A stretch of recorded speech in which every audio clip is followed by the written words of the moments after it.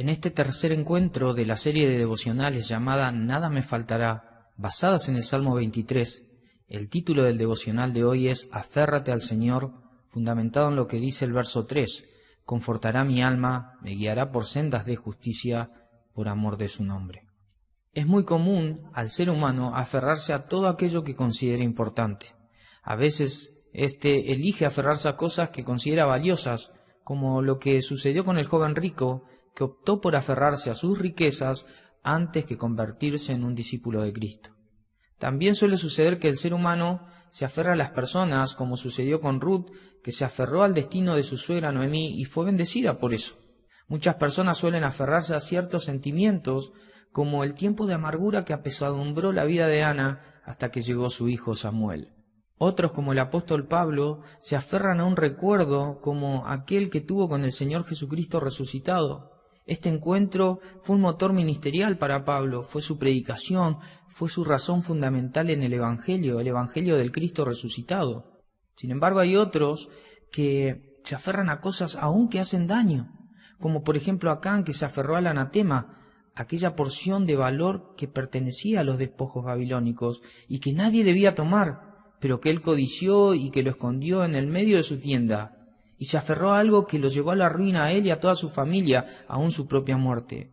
El tema es que hay muchas de las cosas a las que el ser humano se aferra que carecen de poder para brindarle algo más que el aquí y el ahora de la vida, porque en la búsqueda que tiene el hombre de la felicidad, la seguridad y el sentido, es muy común que éste se apegue a cosas que son malinterpretadas como cosas perdurables, y en definitiva son cosas como la neblina, diría Santiago allí en el 4:14, que aparecen por un poco de tiempo y luego se desvanecen.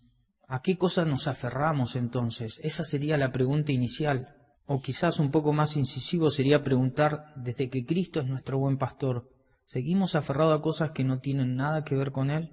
Es muy llamativo que cuando Pedro, en su primera carta, el verso 2:25, nos hace recordar que éramos como ovejas descarriadas, pero ahora habéis vuelto al pastor y obispo de vuestras almas. La NBI lo traduce como han vuelto al pastor que cuida de sus vidas. La NTV dice han vuelto al pastor el guardián de sus almas. Han regresado a Cristo, que es como un pastor que los cuida y los protege. Por tal motivo, la idea de volver al pastor que cuida de nosotros como ovejas es la idea de alguien débil que se aferra al fuerte. Y esto puede ayudarnos a entender un poco más y en profundidad lo que significa que aquel pastor que conforta nuestra alma es también aquel que nos guía. Porque el contraste entre una oveja expuesta a su propia ruina y destrucción por un vagar errante a una que es fortalecida y orientada, solo admite como factor fundamental la presencia del pastor. Por esto es que cuando uno va a la cita y encuentra al pastor como quien conforta, así como quien guía, puede descubrir entonces que el salmista nos llama a la noción de que toda oveja debe recorrer un camino en dirección al pastor, pero para continuar su camino hacia donde el pastor se dirija. El vocablo hebreo para confortará significa retornar, volver de nuevo, dar la vuelta, volver hacia el punto de partida.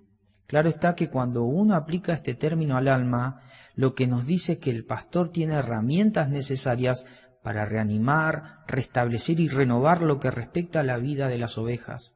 Pero es enfático que el primer llamado es a volvernos al pastor, el cual tiene el poder para trabajar en nosotros, para darle a nuestra vida el renuevo y el sentido que solo Él puede darle.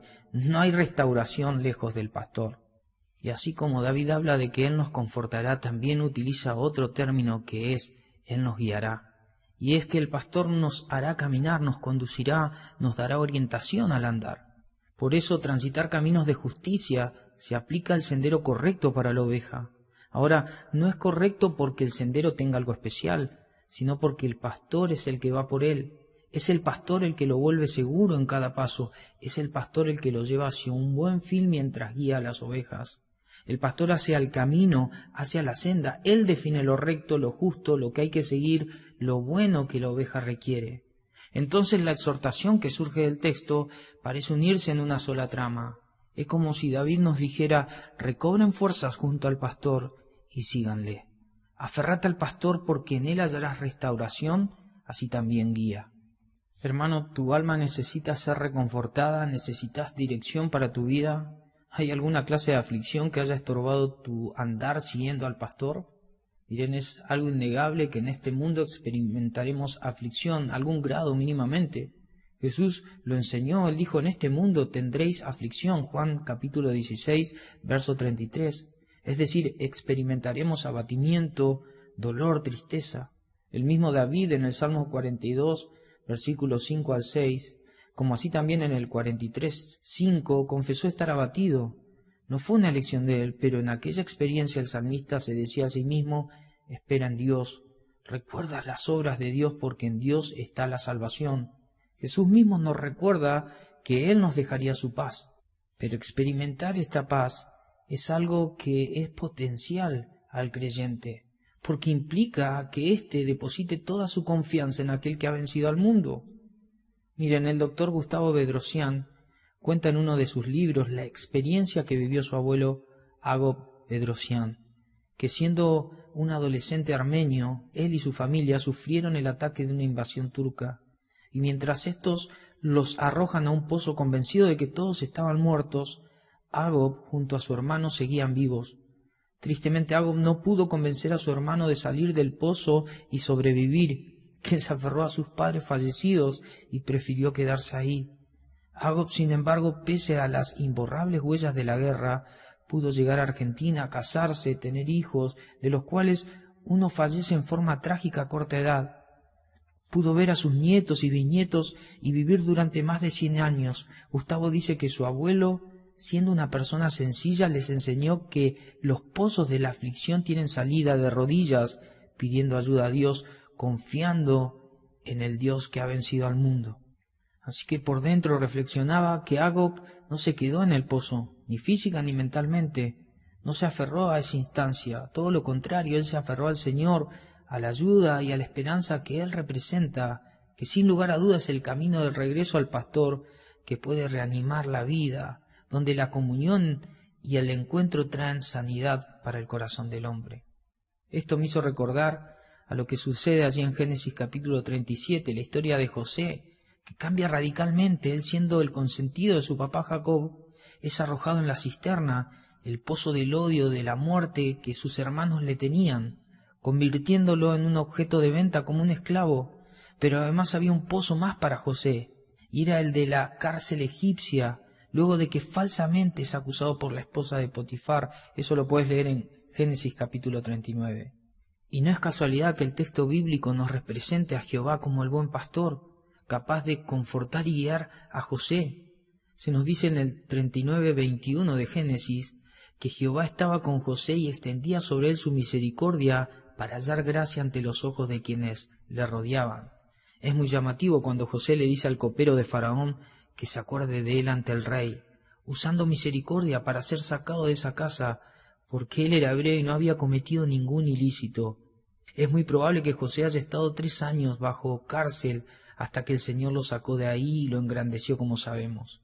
Sin embargo, todo ese tiempo hasta llegar a Faraón, José estuvo en un pozo fuera de su casa, lejos de su padre, pero nunca lejos del buen pastor. Es que justamente el pastor estuvo sosteniéndolo, ayudándolo, fortaleciéndolo, animándolo, guiándolo a hacer lo correcto en el tiempo que su corazón era preparado para el porvenir que Dios había preparado para él. Y no solamente para él, sino también para sus hermanos. José después reconoce que todo había sido encaminado por Dios para bien, para preservación de la casa de Jacob. No solo eso, él perdona a sus hermanos y trae bendición durante ese periodo del imperio egipto. Podríamos resumir que tanto Ágop como así José fueron ovejas que supieron aferrarse al pastor y fueron totalmente conscientes de que Dios los sacó cuando quiso de su situación, pero en el mientras tanto ellos fueron confortados, fortalecidos y guiados por el buen pastor. Y es que, hermano, sea cual sea la aflicción, el pastor es el único que sabe cuál es la medida que tu alma requiere para ser confortada, sabe cómo restaurarte para que puedas comenzar de nuevo a seguirle.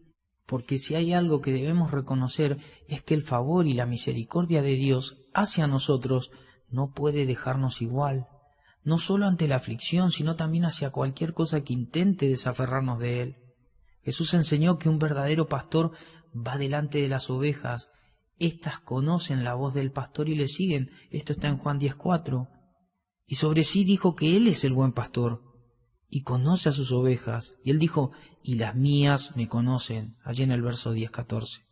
Pablo en 2 Timoteo dijo algo similar, afirmando que el Señor conoce a los que son suyos.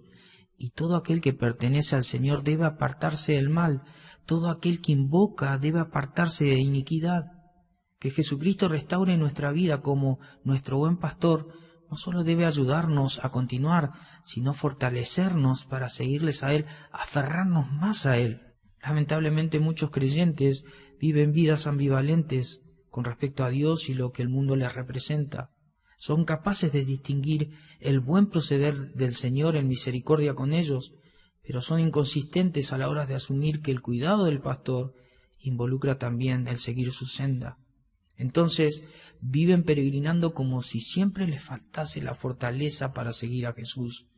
Viven como ovejas que conocen del pastor, pero no conocen al pastor. Desean la paz del Señor, pero no la obtienen. Desean su descanso, pero no lo alcanzan. Desean el ser renovados y fortalecidos, pero nunca parece que llega a ese estado. Y es que les falta lo esencial de estos dos principios, que es seguir al pastor, seguir su palabra y seguir su llamado.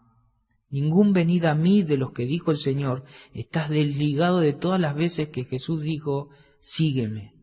Por eso el llamado aquí, hermanos, sea cual sea tu aflicción, es ve al pastor, su mano te restaurará, te dará fuerzas para luego seguirle.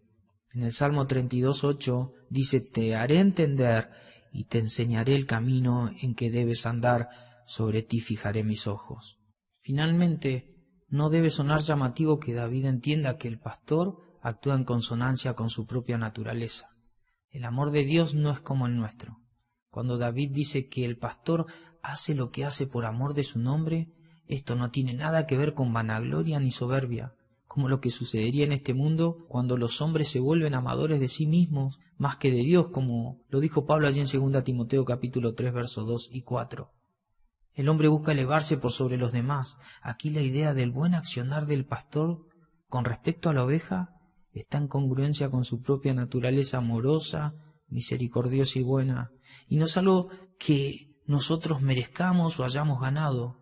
Seguir al pastor no le adiciona mayor bondad de él hacia nosotros, sino que nos ayuda a nosotros a experimentar su amor, pero también a ser un testimonio que glorifique al pastor, para que otras ovejas dispersas puedan venir a él para restauración de sus vidas y seguirle. En Apocalipsis 2:3, el Señor es quien dice, has sufrido y has tenido paciencia, y has trabajado arduamente por amor de mi nombre, y no has desmayado. Hermano, seguir a Cristo tendrá algún costo para nosotros. Sin embargo, recuerda, para todo lo que te toque por seguir al Señor, siempre estará el pastor para confortar tu alma, para animarte a que continúes, para curar tus heridas y mostrarte el camino más adecuado para que transites, mientras en su paciencia tu alma es restaurada. Que el Señor te bendiga grandemente en este día.